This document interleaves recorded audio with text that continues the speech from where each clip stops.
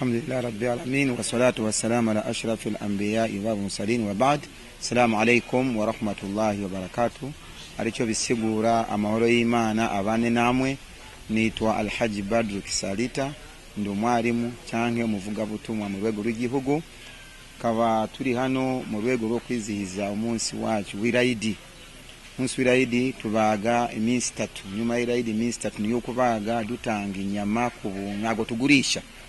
Tutanga inyama ku buntu abantu bakajya kuvuga ngo uyu mu Islamu nkuko wabibonye mu buterere abantu benshi baje atakuvangura ngo uyu mu Islamu tubaha inyama bakajya mu kwibuka igikorwa cya Ibrahim yaragiye gukora. Ibrahim yaragiye gutanga umwana wiwe, Imana ikimuhinduriramo agatanga intama.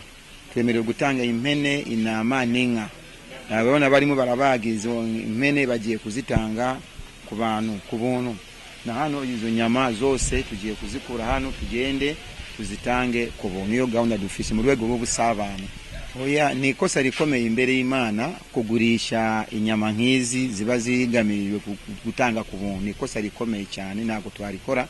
Ahariho hose tumaze imyaka tubikora, na n'ubu izingi sizo kugurisha nizo gutanga ku bantu bagende. Zirahenze ariko Imana isumba byose tutegeka gute tugomba kuyubahiriza. Ni bavuze ngo abafite ubushobozi batange kugira ngo bafashe abatafite ubushobozi. Rero izi zigambiriwe gufasha abatabonye icyo bajya, abaturanyi nabo bishime.